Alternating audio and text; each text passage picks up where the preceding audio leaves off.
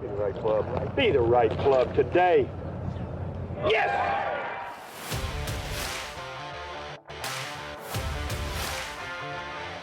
Again, has to be careful of the speed. What a comeback season for Hal Sutton.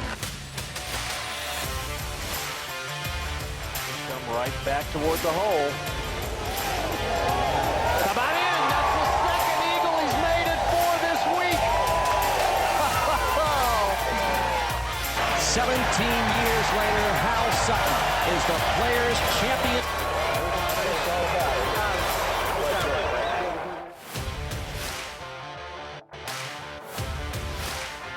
He's got it going right at the flagstick. It'll be up. It is.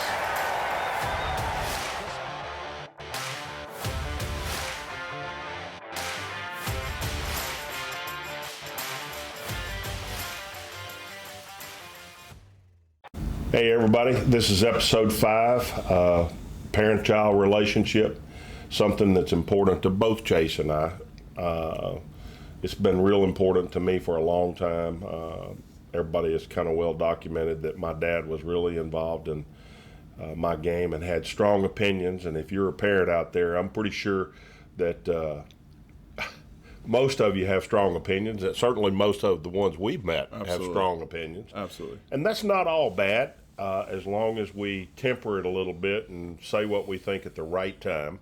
And we're going to talk a little bit about that. I'm going to talk a little bit about my relationship with my dad. Chase is going to talk about his. Why don't you start with your dad, Chase? Well, one thing I want to mention is, getting into this process with you, we work with a lot of really good young players, and I mean, heck, I would say over 50, maybe even 60% of our job is to make sure that the relationship between father-son, father-daughter is where it needs to be. I mentioned father-mothers too, but mothers tend to be a little softer in their approach, and we don't seem to have as many problems with the mother son or daughter relationship as we do the father-son relationship.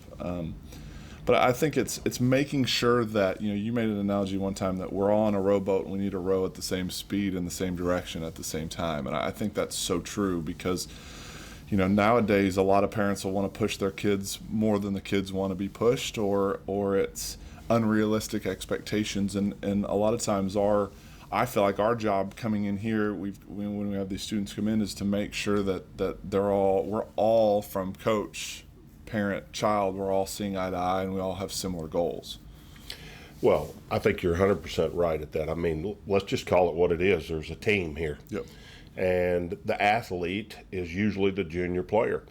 Now, we see a lot of parents that come in here and live vicariously through their kids because either they didn't reach the goals they wanted to reach, or, they see aspirations for their child at really high levels in professional sports. Whatever the reason is, the parent is always pushing harder than the kid is usually. Absolutely. And I mean, wouldn't you agree that's healthy? I mean, for the most, we're as a kid, we're never going to be, or the kids are never going to be as motivated. I mean, look at some of the greatest athletes to ever. I mean, look at Tiger and his dad. I mean, his dad was a more of a drill sergeant type, and installed, and his mom did too, but installed so much discipline in Tiger. Well, there's a real balance in this, and my dad was super pushy about what he thought I needed to do. And I took the other side of it as a parent. I probably didn't push very hard at all because I was pushed so hard. Yeah. And neither one of those are 100% right. And I'm going to say that to everybody out there. Yeah. The perfect way to raise a child is not blueprinted anywhere. And it's in that DNA of that particular child. How to push their buttons. How to push their buttons in order to make them better. And as a parent, your job is to read that and to be open-minded about it. Know when to step on the gas and know when to hit the brake. And, what do you think? Similar to our golf games. Yeah, right? similar to our golf games. Going back to your question about my dad, I was very blessed. I had an awesome dad growing up. Fortunately, he's still with us. He was a little bit on the drill sergeant type. His dad was a hard man, and kind of the norm for our my grandfather, your grandfather. They grew up in a hard era, going through the Depression, going through all that stuff, and tended to be a bit more drill sergeant-y type. I feel like we've, as a generation, we've gotten a little bit softer with how we parent our children. I think everybody would agree with that. But his dad was very tough on him, and early on, my dad was tough on me. He was my dad's background was in basketball. He was a really good basketball player. He played Division I basketball, and we kind of approach golf in the same way. If you're struggling with your free throws in basketball, go out there and shoot 100 in a row, or make 100 in a row, and we kind of took that approach to golf, and that was, if I could go back from a golf performance standpoint, it was always, Chase, go hit, I'll use driver for instance, go hit 10 drivers in a row in the fairway before we could leave. And knowing what we know now, 60-70% of fairways hit on tour is pretty good, especially I hit it pretty far, especially at my length. And we would get into this deal where I'd hit 8 or 9 in a row and then miss one. I'd hit one offline, and we were always trying to figure out why I hit that one offline, and we just didn't realize how hard golf was. And we needed to look at it like, hey, you just hit 9 out of 10, you hit 90% of your fairways. Like, that's pretty good. Right. If we can figure out, time the miss on the right hole, we're fine. Keep it on one side of the fairway or one side of the course. But instead, it was always like, okay, why? And I think, looking back, he helped make me a really good golf instructor, because I was always trying to figure out why am I hitting it offline, and we were chasing instructors and trying to figure out the why, instead of just saying, hey man, that was really good, keep trying to hit 8 or 9 in a row, 8 or 9 out of 10, and you're allowed one miss or so. And so that, looking back, that was one of the things. But I mean, we, just like any father-son, I mean, we had our battles. There were plenty of tears shed on a golf course because he was trying to help me and I was bickering at him and arguing with him, and I'm a little argumentative at times, and so I would challenge him. But he, to his credit, he never really felt like he knew enough about golf to be the main voice of reason for me. So we were always trying to find somebody to help, and sometimes looking back, I wish that he would have believed in himself a little bit more, to where I because, as and we tell our parents this all the time, when it's the day before a tournament and the kid's struggling with his golf swing, I mean, it's May Day. Who are they gonna lean on? Who are they gonna rely on? They're not gonna call us. Yeah. It's Dad. Dad, what do you see? What do you think? And he was almost afraid to dive in, and I think I probably would have been more secure if he would have been. And it's hard, right? But I think he was my putting coach. I was the best. I putted my best when it was only his eyes. As we got more technical, as we got into college and stuff, I didn't putt as well. So I always tell very active parents that know a little bit about the game, try to learn as much about your kids' golf swings to be able to help them when the gun goes off and it's May Day and they're pull hooking it an hour before they tee off, and they gotta take something to the course and believe in it, and so. But I mean, looking back at growing up, I mean, I was incredibly blessed. I love my dad to death, and he did the best job he could under the circumstances he was dealt with. Well, I think we had the same kind of dad. Mine was just older than yours. My dad's 88 now. He's still alive. My dad went to the University of Arkansas on scholarship and was up there 1 year and decided he was going to come home and marry my mother and go into the Air Force. And his dad told him on the front porch, that same dad that had grown up in the Depression and everything else, and he said, "You'll dig ditches the rest of your life. This is the worst decision you've ever made in your life." And my dad took that to heart and worked really hard and became a self-made man. And he did that with hard work, and he sacrificed a lot. And he became successful with that. He saw that. He saw how hard work really worked, and he started in on me with that. And I'll never forget, I played every sport, and at 15 or 16, I came in and said, "I'm going to quit everything, and I'm going to dedicate myself to golf." And he said, "I tell you what I'll do." He said, "I'll finance this as long as you treat it like a job, but the day you quit treating it like a job will be the day you go to work." And he treated me just like that. He knew nothing about golf. I mean, it broke his heart when I quit football. That's how passionate parents are about their own desires. Yep. And I mean, I want to caution everybody out there right now. It's not your passion, it's your child's passion.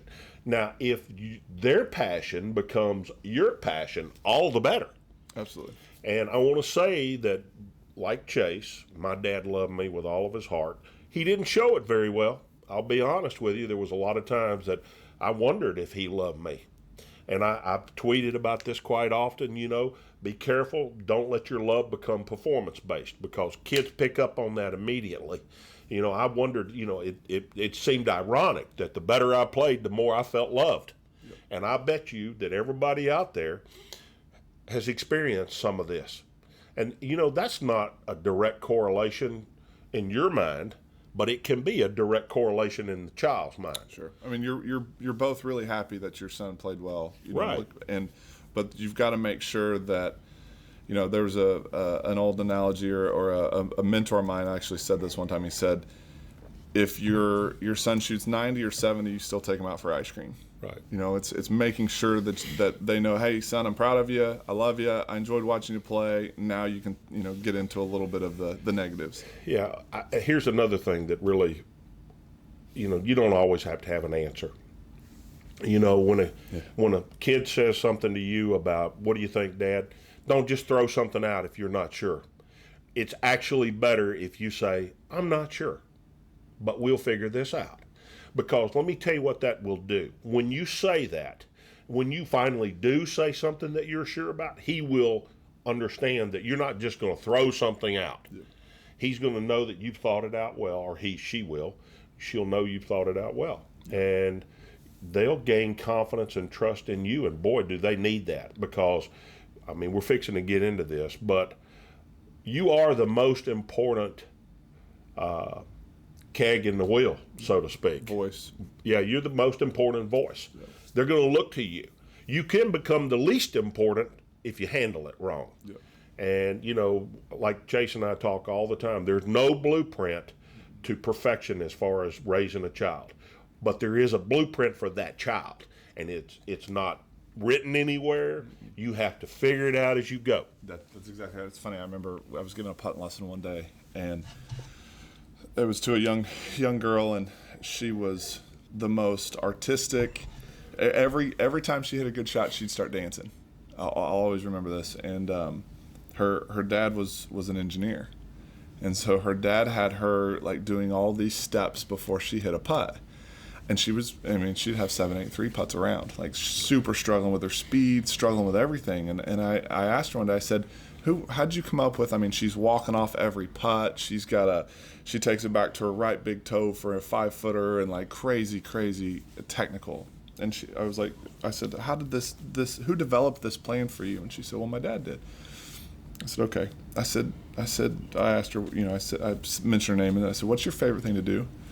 So what do you love to do? She said, I love to draw and I love to dance. And I said, okay, I want you to be as artistic as you can be on these greens. And she kind of looked at me and I was like, I want you to see it, feel it, putt it, quit trying to do all this stuff. And so to your point, that's an example of an engineer's mind trying to basically put on his daughter what he needs, how he thinks. And there's plenty of engineer putters that do. Bryson's a great example. He's turned his putting around, but there's also a lot of Ben Crenshaws and a lot of Brad Faxons out there that see it, feel it, close their eyes, and can be great putters. And so I think to your point that's a great example of, again, figure out what your child needs first, what their love language is per se, and then you hit on that and you try and, develop it and let it grow. Great analogy there. Chase and I teach a lot of kids, and, we could give you many, many examples of how we change the way a parent has dialogue with their parents. But I'm gonna tell a little story about a family that I used to teach their daughter, and the daughter was fairly sensitive. She probably, girls tend to cry more than boys do, mm-hmm. and I think we've seen quite a bit of the girls get a little bit teary-eyed whenever dad is getting hard on them, and this particular time I was teaching the girl on the back of the range at Champions Golf Club over here, and the back of the range has usually got a bunch of really good players on it, and she had progressed quite a bit, so I said, let's go to the back of the range to take this lesson today. So we go back there, and it had rained the day before, and the grass, it was wintertime, and the grass was a little bit thin, and you know, if you hit it a little bit heavy, And the bad part is you can hear it too. Yeah, And you miss it, yeah. you can just, it's, yes. And she was struggling warming up, you know, one's a little thin, one's a little heavy, and whatever she did, Dad had a remark, and it was not necessarily he used, that day he was grunting, and, you know, he would grunt, he'd go, ugh, fat, and then the next one would obviously be thin, he'd go, ugh, thin. And, you know, there's a lot of players around, and they can hear it without the. they all know. They all She know knows, what's going on, you know. They know. And then Dad making it even harder, and I could just watch, if we use this cup as an analogy right here, and we just think that whatever goes in here is confidence. Are we going to put confidence in, or are we going to pour it out? So I took this as long as I could take it, and I finally looked at her and I said, look, you and your mom go down to the other end of the range and wait on the putting green, and we're going to do a putting lesson from here.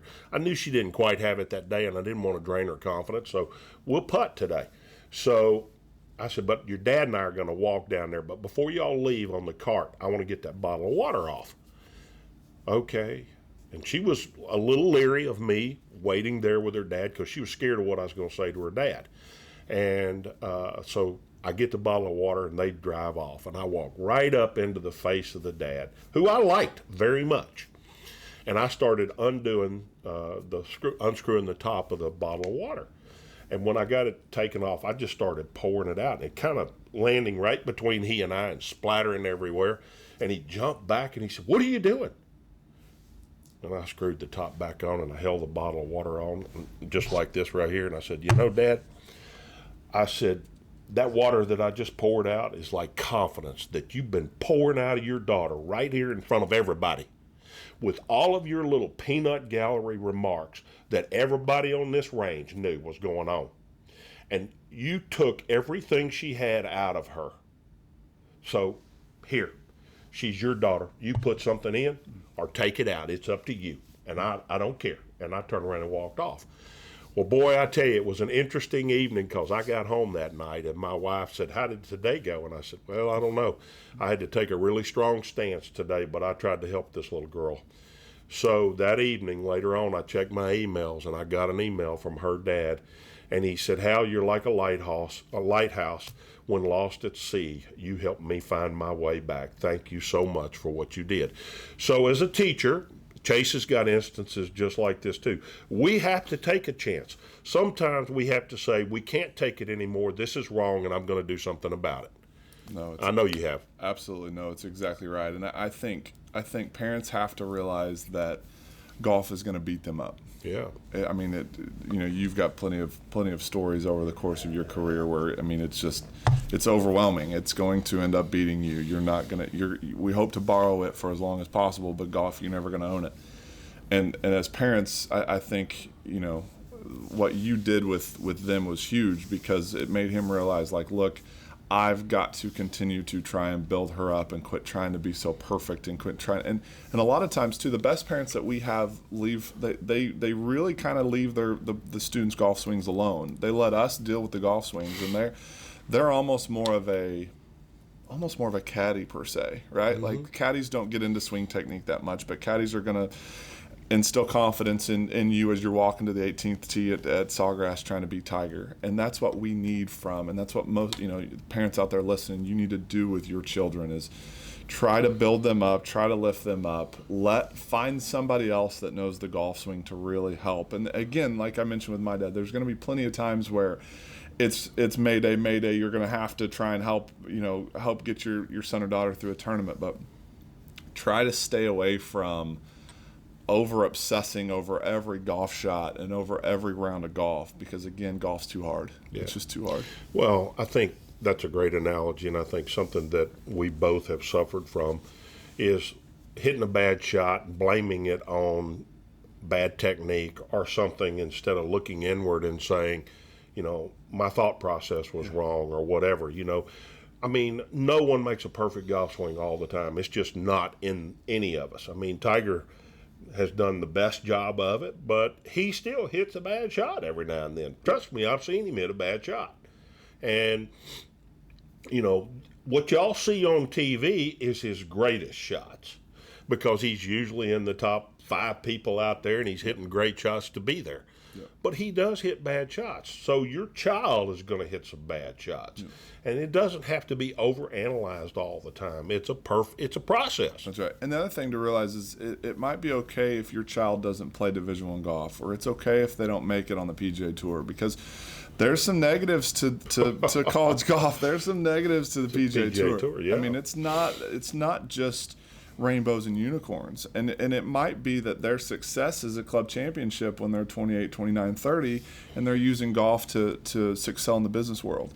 I mean, that's the thing, like, especially in the COVID era that we're dealing with right now, like the market golf scholarships have really the market's really dried up, and so it's hard. There's a lot of really good seniors in high school right now that are not going to find at least Division I golfers that would have played Division I golf in any other year are going D2, D3 level because there's nowhere to play. And so, those parents and those kids did everything right to earn that Division I golf scholarship. That was their goal, but extenuating circumstances, obviously, through a kink in that. So that's one of the things. Like if your 11, 12-year-old son wants to play college golf and Division I golf is the goal and they don't make it, that doesn't mean it was a failure. Like there's late bloomers. There's a lot of things we could get into on the why, but we just don't. Just like you say, we don't know the destination to the journey. We're just going to try and get as good as we can get. Timing is everything, and we could talk about sports across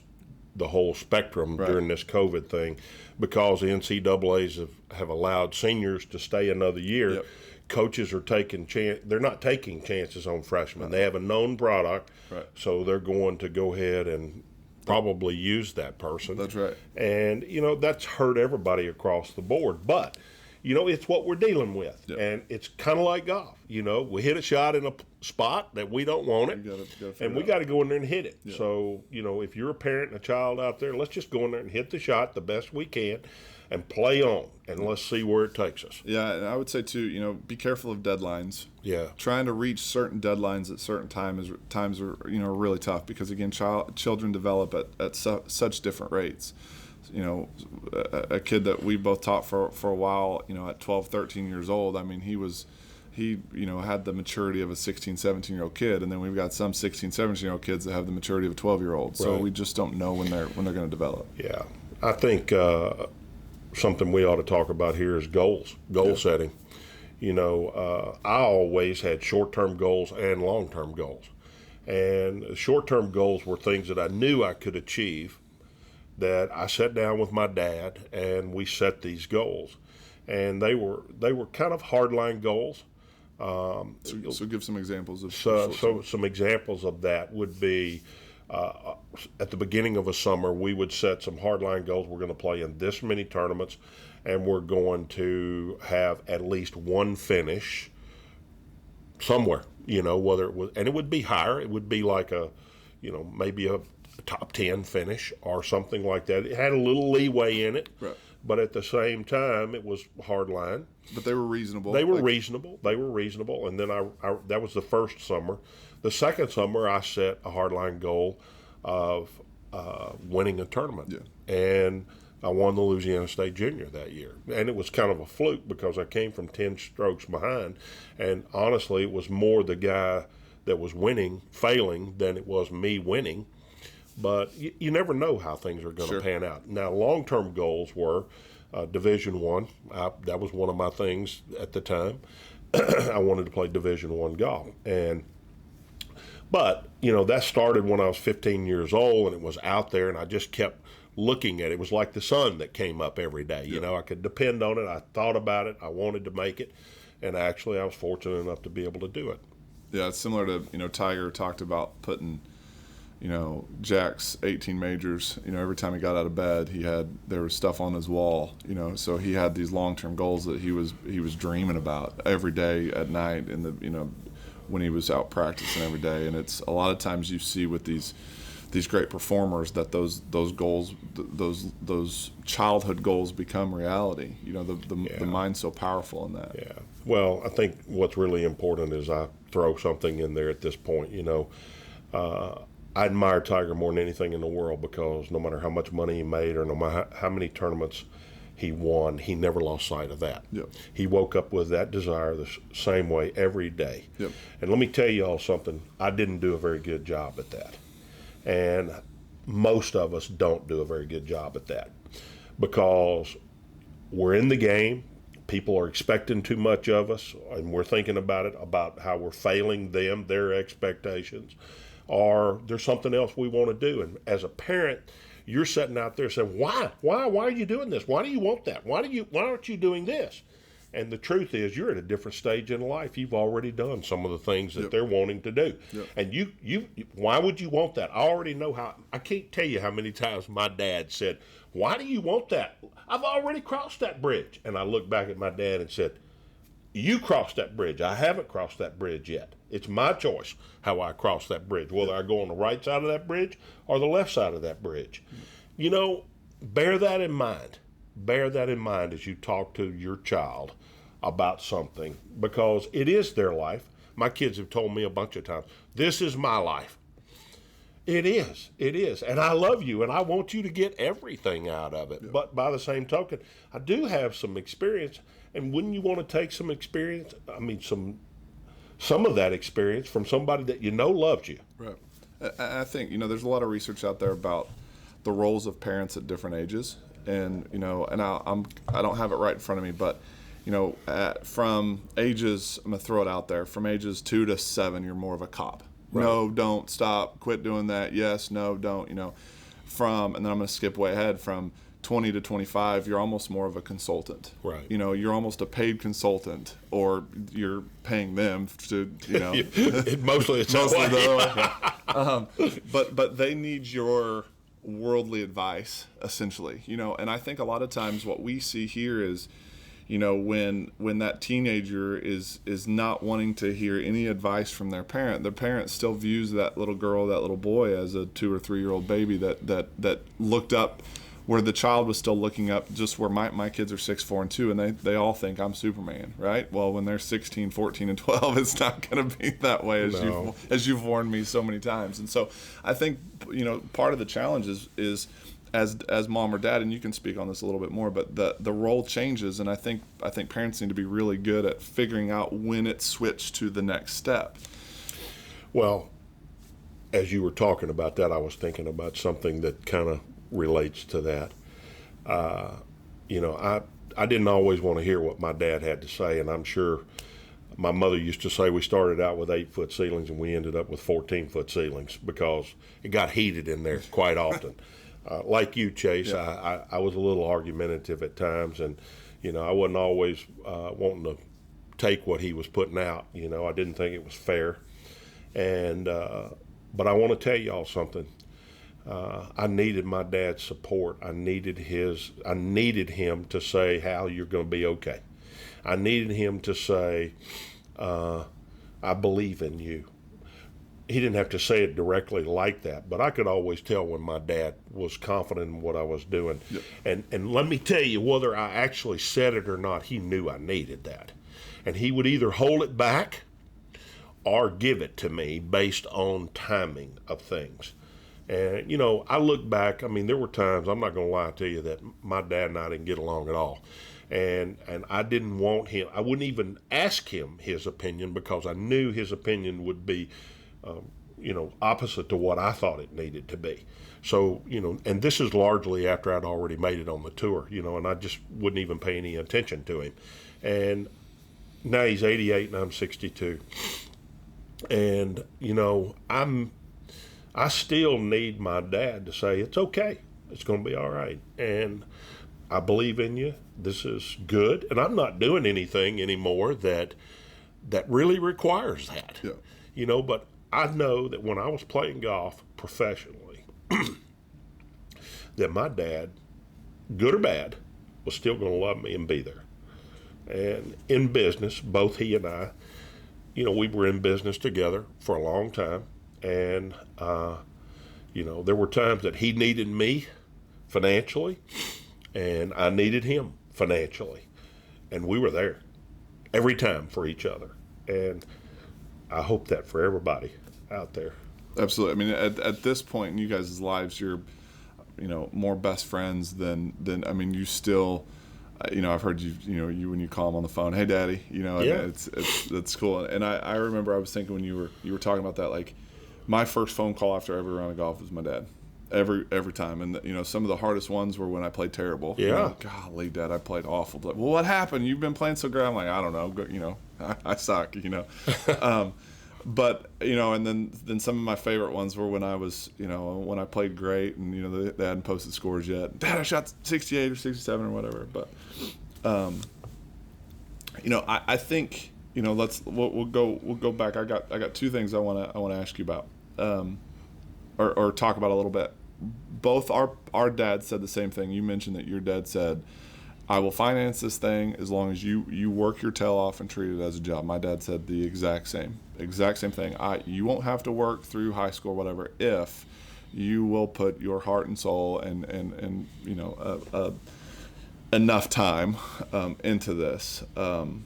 Obviously for any parent out there that has a kid at 11, 12, 13, they're going to have to work their tail off. Mm-hmm. Talk a little bit about, that kind of structure and that idea of treating it like a job, but we also want to be careful and not adultify this thing too soon either.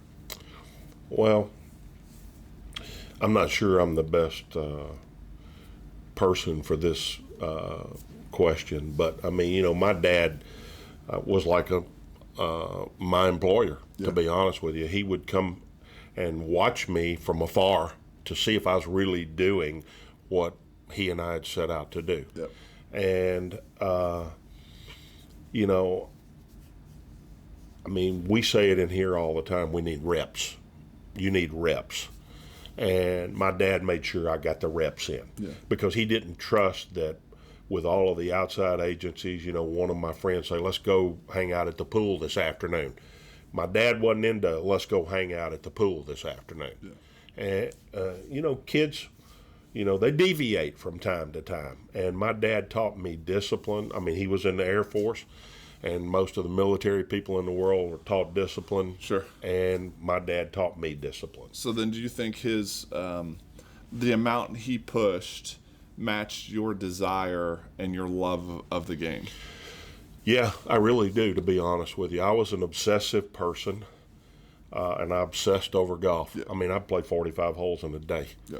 And we talk about that all the time. Yeah, we talk about it's hard for a kid to develop like Chase and I developed. We grew up on small golf courses, that didn't have a big membership. So when I went out to play, there wouldn't be but 4 or 5 people on the golf course at the most. So I could play all I wanted to and hit all the shots I wanted to and not worry about other people. We figured out the art side of it by just hitting multiple shots, having a lot of reps. Yeah, that's exactly right. Kids don't have that same luxury today. So, they're developing differently now. And so I think the art in this is, if you as a parent feel like you're having to push your child to get out there and go practice and go play, the goals can't be as high as you're probably thinking they should be, because if you can't get them to go work at their game, then it's going to be really difficult for them to reach their ultimate goal. And so again we keep going back to this point of you have to push as much as they're pushing too. There can't be too much one way or the other. I would 100% agree with that. We talked about a blueprint. Always be trying to figure out the blueprint of your particular child and match that. Keep it in balance. We've talked mostly to this point about parent to the child, but now I'm going to talk a little bit about child to the parent.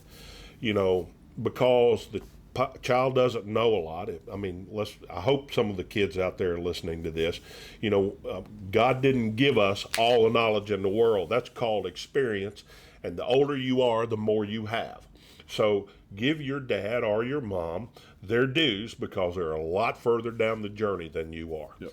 And they love you, and they're going to give you the wisdom. They're going to give you the best of what they've got. I can assure you of that. Don't be resentful of that. Accept that to the best of your ability. Take it as a positive rather than they're knocking you, which I didn't always do. I always thought it was a criticism of me, and it's not. It's hey, Hal, you can be better at this by doing it this way. And I know this because I've done this. And then the last thing I want to say about that is right up there is a picture of my dad and I right after I won the PGA. And I finished one shot ahead of a guy y'all have all heard of, Jack Nicklaus, who was my boyhood idol.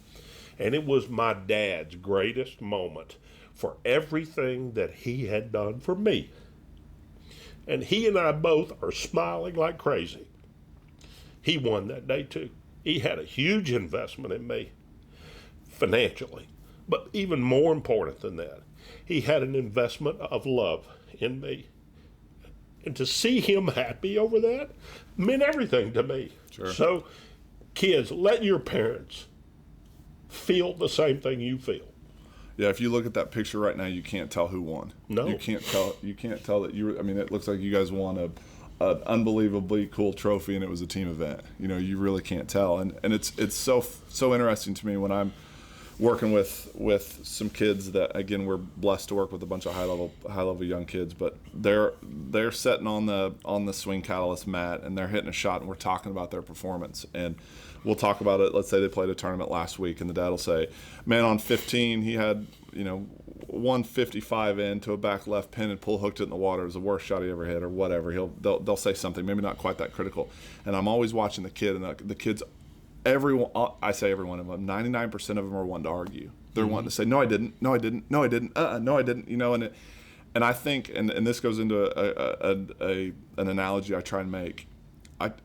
We have to get the kid also. We talked to parents, now we're talking to the kids. We have to get the kids to realize that the parents' goals are similar to these elite kids' goals. And the analogy I like to make is I'll ask every kid that comes in here, what other sport do you like to watch? And if it's football, I'll use Tom Brady. If it's basketball, let's use LeBron James or James Harden being local. So I'll say, okay, so think of Tom Brady, and this is let's go back to when he was with New England. Tom Brady had all the success with Bill Belichick at New England. So I'll say, okay, who's Tom Brady's coach? Well, it's Bill Belichick. Okay, did Bill Belichick play quarterback? And they'll think for a minute. Most of them no, he didn't. I say, okay, do you think Tom Brady respects Bill Belichick's critiques? They'll think for a minute. Yeah, he probably does. Okay, but yet Tom Brady's played that position at the highest level we've probably ever seen. Bill Belichick's never played that position at all. So how is it that Tom and Bill, how is it that Tom respects Bill's critique on this? Because a lot of the times the kids that get pretty good that have dads that haven't played golf, they don't think that they know anything about the game because they never even played it. And I'll hear that all. You never even played, you don't know. And I'm like, whoa. He's seen you hit more shots, way more shots than I have. He's seen you under pressure way more than I have. And so what I try and get them to think about is going back to this Belichick-Brady thing. What's the goal for both of them? The Super Bowl. Okay, cool, the Super Bowl. Do you think they see eye to eye over everything? No. But is there a mutual respect from both of them to try and reach their goal? Do they both, and the question I always leave them with is this, do they both need each other to succeed? And the answer is yes. For you kids, you can't do it alone from a financial standpoint, from, if you don't have a car, driving around, all that stuff. I mean, parents have to sacrifice so much to get you to the golf course, to get you to us, to get you to trainers and to tournaments and all that stuff. And so you need each other. You have to respect each other. And kids, I promise you, we've said it both, but I promise you your parents know more about this than you think they do. And one of the things that I always try and do, you do the same, I want parents as involved in these lessons as I can get them in. Yeah. I want them to learn as much about their child's golf swing as they can learn. So that way, again, they're with them, 35 weeks out of the year, and we're with them, 17, 20 days a year. So we've 20 hours a year, whatever it is. So we have got to make sure that they know what to look for, and just kind of how to help a little bit, because they're in the battle a lot more than we are. Well, they're our eyes. The parents are our eyes when they're out playing. Absolutely. And, I'm sorry I got a little upset earlier, but I want to tell y'all the reason why this is a real passionate thing to me, because, I'm much further down the road. I'm a grandparent now, and I see the perspective from both sides, the kid and the parent. And, my dad's older. He's 88 years old. I don't know how much longer my dad will be with me, but we shared incredible times together. And I love those memories. And y'all are creating memories together. Make sure they're good.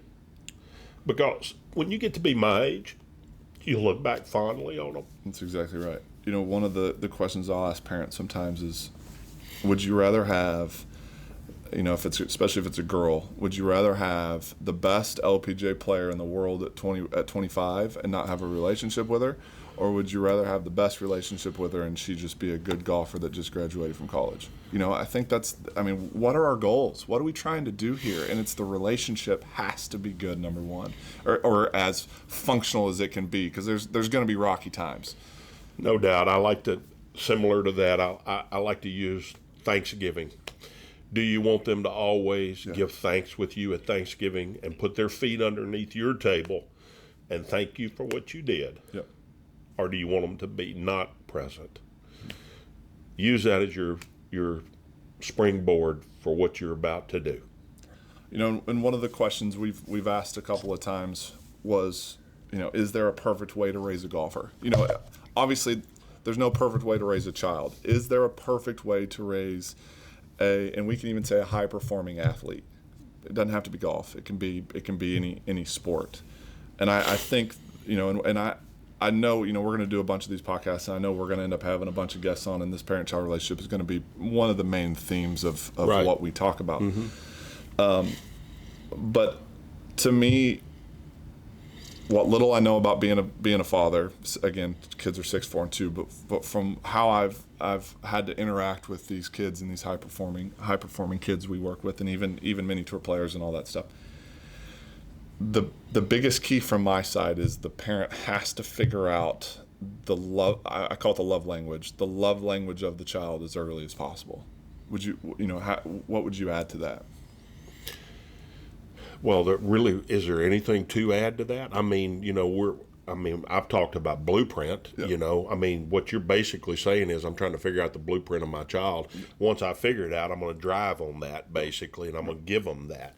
And, not every child's the same. If you've got more than one child, I promise you they're going to be different than the other one. Each of them. You probably felt that already. For sure. Yeah. And you can't raise them the same. And again, going back to the engineer-artist analogy, if you're an engineer and your son or daughter's more of an artist, you got to figure out a way to speak their language. Yep, to speak their language. Yeah, you got to figure out a way to. If you speak their language, they're coming into you. If you're not speaking their language, they're going to push away.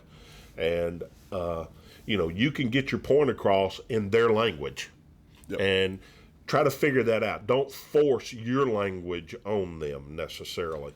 Would you say too, if your daughter or your son's more of an artist or more of an engineer, would you try to push them to a certain style of coaching?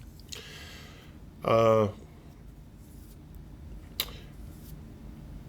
a good question. I'm not sure which way I would go on that. I'd probably try to give them a little bit of what they don't have, but understand. I'd probably have a conversation with the person beforehand, the coach beforehand, and say, hey, look, they're a real artist, but I think we need some of the science of this.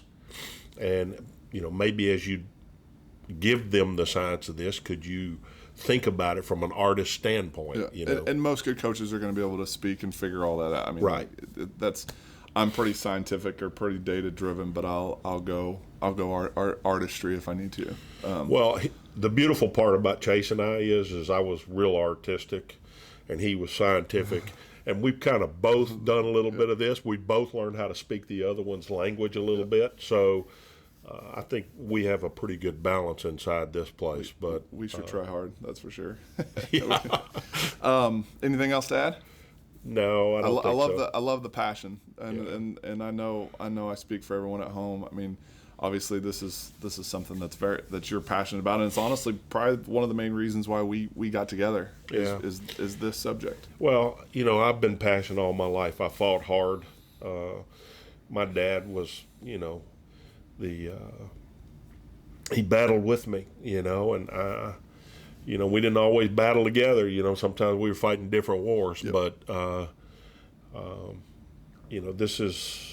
I've been emotional and passionate about everything I did. When I played in the Ryder Cup, I was that way. I look back, I'm not competitive anymore. I can't be competitive anymore. I miss being competitive, and that's what drives you and your child is the competitive spirit. Yep. Before we ever built this right here, I called 12 of the best players in the Houston area, and I said I want to have a steak dinner with everybody. I told everybody we're going to Perry's, and they met there, and I went around the room and I asked everybody what their lowest score they'd ever shot was, and they all told me what it was. And then I said, okay, what's the lowest score you've ever shot in competition? And those are two different numbers most of the time. Yep. And so then the next question I ask everybody is, what one word drives each and every one of you? And that one word is competition. And that is why y'all are even listening to us right now for any insight, is because you want a competitive edge if you can get it. Yep. And so, that's why we're all here. That's why we're all doing this. And, my way of competing these days is trying to give the knowledge that I have to others. So keep watching. Stay tuned. Follow us on Hal Sutton Golf on Instagram and Twitter and Facebook. And we look forward to seeing you next week. Awesome. Thanks, Hal. Thanks, Chase.